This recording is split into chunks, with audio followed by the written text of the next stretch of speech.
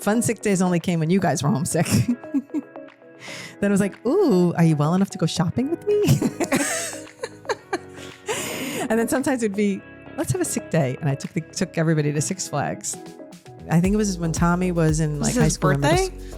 It was something, and I said we're gonna do a day off, and I'm gonna take you and your friend. And somehow we went like during the week to Six Flags. He'll probably remember this, but we did a Six Flags day, and this was not even Jonathan. You would think it was be for Jonathan, but it was before he was a roller coaster maniac.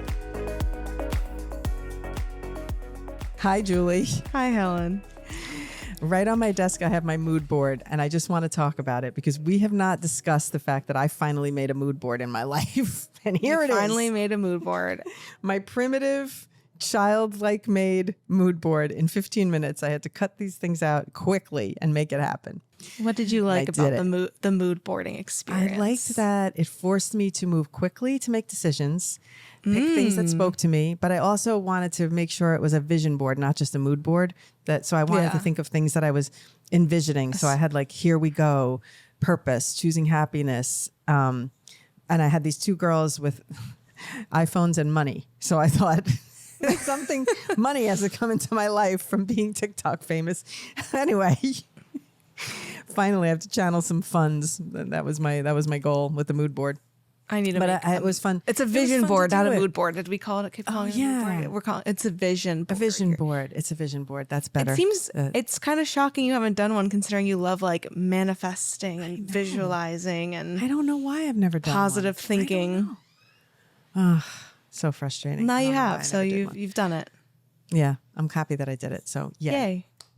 Go, Helen. Check. And then it reminded me of well, now that I'm thinking about how primitive this is compared to the TikTok I saw of the girl who made this craft for her boyfriend, this card, which opened and folded and things. And it was like elaborate. And then you come to find out her boyfriend made the same for her. And they're in high school. Elaborate, well done crafts of their 1 year together. It was quite incredible. If they don't stay together for life, I don't know. I'm just saying. You're just saying. I'm just saying. I'm very invested in the TikTok relationship. So. I know. Of course. All right. So well, funny. I have a few jokes to kick us off before we go. Okay, let's go. They're not like super. I just think you'll find this funny, and maybe it's more of a funny statement, but I think it's funny. So we are watching the Knicks Celtics, and are you watching the Knicks Celtics? We are watching, except last night I was at Grandpa's, so I didn't watch the game last night. But I love watching the games, so it's very frustrating that I can't watch them fully. But I'm invested. You are invested. That's good. Okay. To kick us off, I do have a joke, and it's related to the NBA playoffs postseason because we are watching the Knicks in their series against Boston, as I'm sure you are. And obviously know Tommy, Jenna, and the baby are all watching the Knicks Celtics game. And the premise of this joke is that, I'm messing it up, but I'm just going to explain it. So, watching the NBA playoffs, you watch your team and you watch them play another team. So you watch the same team for at least 4 games, up to 7 games. And the joke I want to make is the announcers run out of shit to talk about. That get annoyed that they keep doing the same storylines. I want to be like, I don't care that the point guard's mom died of cancer. My mom had cancer. Big whoop-de-doo. I can't make my free throws either. That's funny. That's funny. And then, so it keeps going that I'm like, so I'm watching the Knicks play the Celtics. And, we're 4 games in at this point, 5th game. And all they can talk about is that they have this player. His name's Peyton Pritchard, and he's the 6th man of the year. He's the 6th man of the year because in basketball, there's 5 players on the court at a time, and the 6th player comes in to relieve one of the starters. So it's like, congrats on being the best not starter. Oh, God. Congrats on being the best not amazing player. Amazing. Congrats on being the best at not being the best on your team. And so I'm like, isn't that crazy? Because he's the 6th man of the year, which means, he's not a top 5 player on his team. Theoretically, let's just say he's not a top 5 player on any NBA team. And there's 30 NBA teams. So that means he's the 6th man of the year award is technically the 151st best player of the NBA award because there's that many NBA players. That's not impressive. Funny. Up until this year, there weren't even 151 WNBA players. There wasn't even sixth man of the year in the NBA wouldn't make it in the WNBA. Wow. That's insightful. That's almost like more insightful than funny. I know. I don't know if it's, I need to add some jokes there, but I just. That's funny. Thought of this idea and I'm like, because they can't stop saying how he's sixth man of the year. He's sixth man of the year. But but I was thinking immediately sixth man, not to be insulting, but wasn't that usually what the fans are? It's like. That's what I thought. The audience are the sixth man, wasn't it? Isn't that? I don't know. I felt like in high school. That's what they did in high school. They called like the student section the sixth man. The student section was the sixth man. That's what I thought. That's where I thought you were going. I'm like, he's like equivalent to the fans, basically. That's a good one too. Maybe that's part of the joke. I just think it's so funny and sixth man of the year. And then I did that joke at an open mic yesterday. And a girl came up to me and she's like, I work in PR. And I think it's so funny you did all these jokes because I've been writing press releases about the sixth man of the year. And I was like, who even knows about this award? And then I went up and did like a 2-minute rant about the sixth man of the year award. That's great. That's funny. Yeah. So. Wow. Good stuff. Well, so I'm working on it. She must have been validated, right? She probably was. But yeah, so. Anyway, that was my jokey jokes for the week. I'm working on new stuff, but I figured Steven had a good idea we're listening to a podcast and there was like a question and then it inspired the question for today's episode of when you were a kid episode. I don't know, it sounded like Canadian. When you were a kid, what would you do when you were homesick from school for a day? Like what did a sick day at home look like for you, especially back in like the 70s? Oh my God. Right. So there wasn't many of them. And I'm going to tell you why. Okay. For twofold reason. Number one, I was like a really good student. So I liked school and to me, school was my social life. And the flip side was I get to stay home with my mom. Now do the math on that one. I'm going to school. Okay. Adios. I'm out. So there wasn't a lot of sick days unless I was very sick, in which case then I was likely in bed for most of the time. Mm-hmm. So I didn't, I think about when I think like school sick days, I think of like when you guys got to stay home from school sick. And so my sick days are related to you. Okay. But before we go into related to me, what was if you did have to stay home sick, do you have any memory of it? I do have some good, I have some positive memories of this too. It was always tea and toast. And so therefore tea and toast is a big part of my life, like tea and toast and pastina. Can confirm. And pastina with butter and sugar. So it was just like pastina with like milk, butter and sugar in it. Not sugar, sorry. Milk, butter and salt. Milk, butter and salt. So good. To this day, when I'm sick, I want pastina. When I had cancer, Dad made me pastina. I'm not even kidding. Like in the beginning, he had to make me pastina. It was all about pastina. So I have memories of those things because it was always very significantly, and it was then on the flip side, it was always usually you have a sore throat. So it's gargle with salt water, which was the most horrible thing I ever had to do. And it was constantly like, did you gargle? Did you gargle? And she would make me gargle every like hour on the hour. And it was like dreaded because she would make it so salty that I almost gagged on this gargling business. So that's partly memories. I don't have memories of like sitting and binge watching shows because I don't even think I was allowed to watch TV if I was homesick. Like it was, you're resting, you're in bed, you're reading. So you're reading. There wasn't like fun sick days. Not that I can remember. Okay. That's it. Fun sick days only came when you guys were homesick. Then I was like, ooh, are you well enough to go shopping with me? And then sometimes it'd be, let's have a sick day. And I took everybody to Six Flags. One time I did that I think it was Tommy. I remember that. And I was like, I think it was when Tommy was in like high school. Birthday? It was something, and I said we're gonna do a day off, and I'm gonna take you and your friend. And somehow we went like during the week to Six Flags. He'll probably remember this. Yeah, I feel like. But we did a Six Flags day, and this was not even Jonathan. You would think it was for Jonathan. Yeah. It was before he was a roller coaster maniac. So it was definitely with Tommy and his friends, and we went to Six Flags, and to me that's like. So I think of when you guys were homesick, like, it was a good excuse for me to stay home and do nothing and not go to work and be like cuddled up with you and hanging out kind of thing. So, yeah. But you probably remember different things because we had a babysitter. So a lot of times when you were homesick, I was at work. Yeah. So what are your memories? I feel like there was not a lot of sick days for me. Like I was not. We liked school. I liked school. I don't know. I didn't like call in sick very often. Right. I have 2 sick day ones, but like I'll say what my sick day routine consisted a lot of like sitting on the couch and watching TV and like you making me toast and tea. And then if like you had to go to work, what I was talking to Steven about last night is that if you had to go to work and I was homesick from school, I loved seeing like the behind the scenes of what Sita did, like when I was at school. So I was like, oh my God, like, what is she doing? Like, what does she do when we're gone? Like, what time? And she starts making, and I was always so floored that she started making dinner as early as she did, because she'd like start making chicken cutlets for Jonathan at like lunchtime. And it was like, I know. Oh my God. and then she'd like iron, and we'd watch TV while she ironed, and we watched like the Ellen show and all these things. She did dad shirts back in the day. Dad shirts. Oh yes. my God. When he had to wear the shirts to work. I just feel like a lot of my sick days were being like an investigator of like, what does Sita do?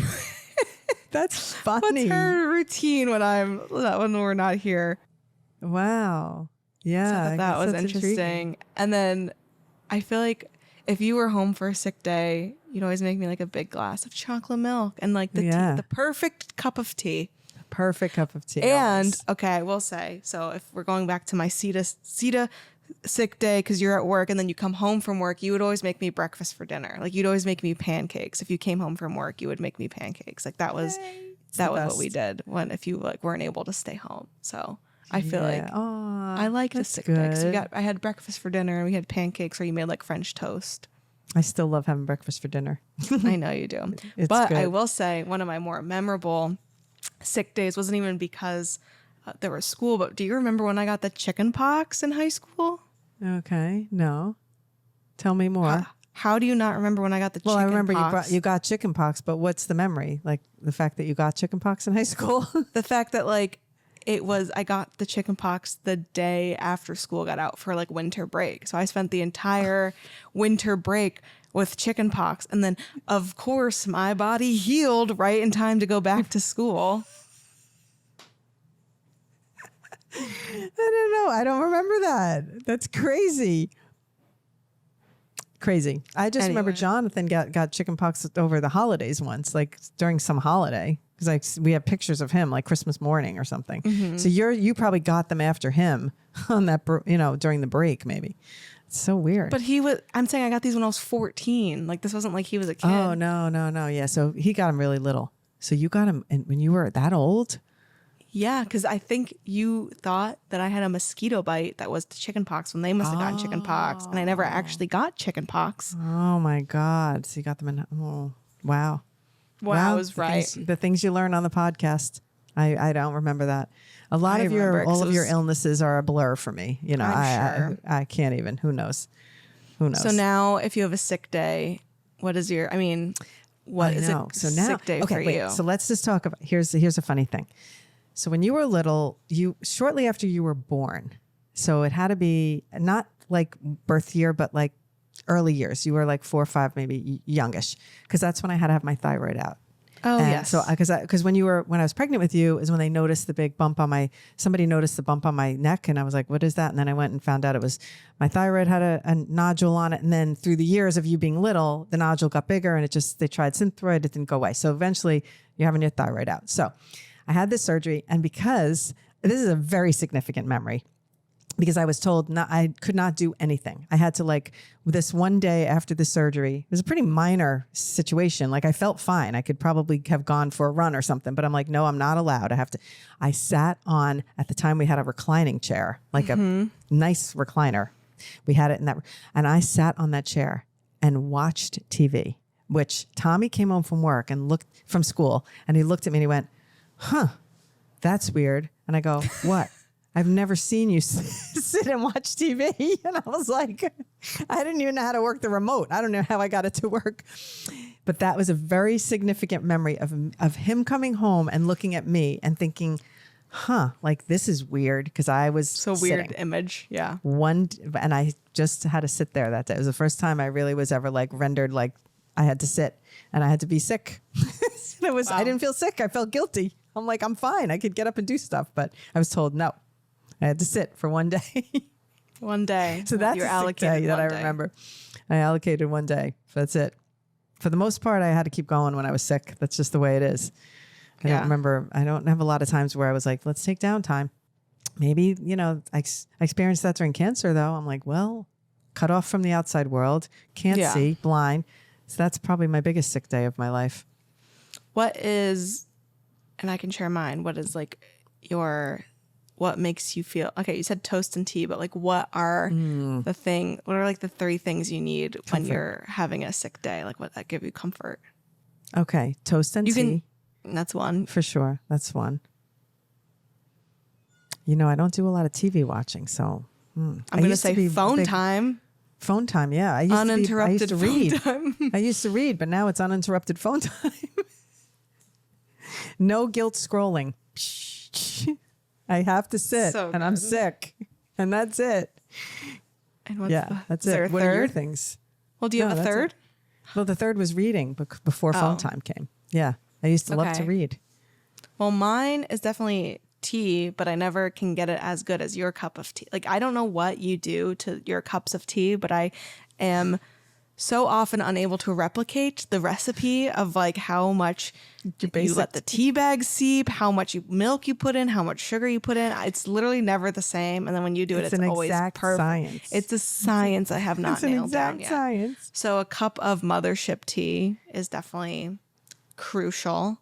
I think a good nap. Like I think a good nap is essential. I think when I was when I used to be sick home from school as a kid, I would always take a nap in your bed because it was like luxurious and soft and like, I don't know, it just felt nice. It's better sheets. There was a TV in your bedroom. So I would just kind of like, and then dad would come home and be like, you're getting your germs on my pillow. Still says that. Even if you're not sick. And then I think the last thing that I need on a sick day is like some sort of good breakfast dinner. Like I think that's still when you always came home and made breakfast. It's like I always want pancakes for dinner. Or like I just want like I like that. You know why this episode is making me feel so happy is because we're not even going to get emotional, but the other day I'm really going to hold it together. But the other day for some reason, who knows, thinking about life and whatever, everything that's going on, grandpa being sick and everything. So I said to him, I was emotional about, and he's like, what's wrong? And I go, I just like, was I present enough when the kids were little? And I started to doubt myself. Like, it was around my birthday because you texted me. Oh my God. I think it might've been on your birthday that this happened now. Because I called you that morning. I was crying. Oh my God. That's right. That's when it was. It was on your birthday. Okay. Crazy. But I was emotional because I was like, I was on your birthday. I was in Jamaica and I was having breakfast by myself that morning. And there was a couple next to me with I thought it was a little girl, but it was a little boy, whatever. It didn't matter. So it's looking like a girl. And I was like, oh, and they were kind of annoyed with her because she was doing things, picking things up. And I was just like, I hate that they're getting annoyed with her because do they know that she's going to be like living her own life one day and not with them? And then I just started thinking that. And then I decided I was going to leave you a birthday message. And with that, I started crying on your birthday message. Sorry, but I've left you a video and I was like, and I hope, and I'm like crying, in the message because and then I was starting to think about it later and I'm like, and I was talking to dad. I was like, yeah, I got really emotional talking to Julie today and on her birthday. And I don't know why, but it's like I'm starting to question if I was present enough when the kids were little. Like, was I too busy? Was I just working too much? I think that I was present and I think that I know that I did so much to try and be everything because I knew that I was working. So I put so much pressure on myself to be at every school thing and do everything, every single thing I could do. And then I question like the word enough. I hate to say it, but was I present enough? And would I do something different if I was to do it over? And I was just getting emotional about it. So hearing you talk about this, it's like, okay, I imprinted a little. You imprinted. Oh, you imprinted. You were present enough. Yes, you were. And I'm sure I wasn't at times, like I know the school trips and things like that. I'm sure there was times where I was not. Nobody's perfect. We do the best we can do, but it's like, sometimes I think, oh man, this is why life going backwards would be so much more fun because you would be much more aware of the things. You get to do them and you get to do them over, but it's okay. You were present. Spending good time now. We are. Yeah. It's okay. And I'm not even. Why you shouldn't even be questioning it. I don't know why. Just because I want to, because there's nothing I could do about it. And that's what Dad said. He goes, well, why are you doing this to yourself?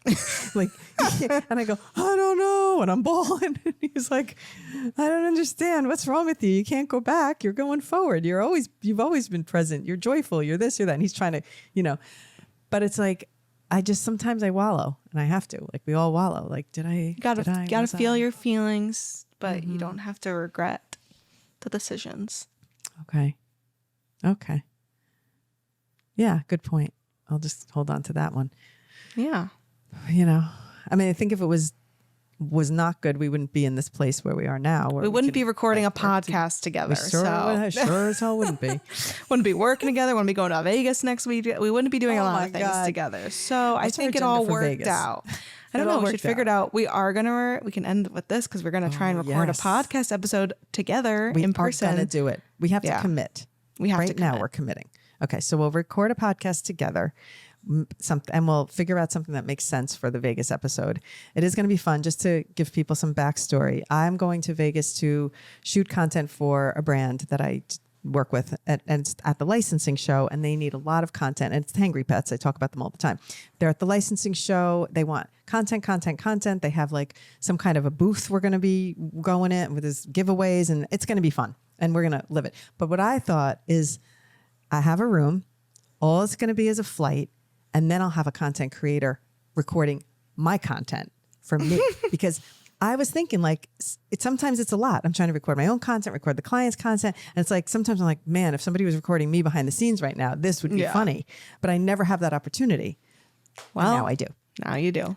Bump. Plus it's like a little girls trip bonus. We're going to take one day on the end where we're going to have a little time to do something fun. We have to figure out what the fun thing is going to be. And so it's because we have to work the first afternoon, then the second 2 days. And it's going to be a good time. It's going to be good. I can't wait. Well, we'll see you in Vegas. We'll see you in Vegas, baby. Yours truly, Helen and Julie. Bump, off to Vegas we go. Okay, let's cue the music and follow us on all our socials, and definitely be following us on the socials next week, because I'm telling you, Julie's going to be doing behind the scenes of my content, and I'm going to be doing behind the scenes of everything. It's going to be epic. Great. It's going to be great. And it's like Vegas. All right, we'll see you next week. Bye. Bye.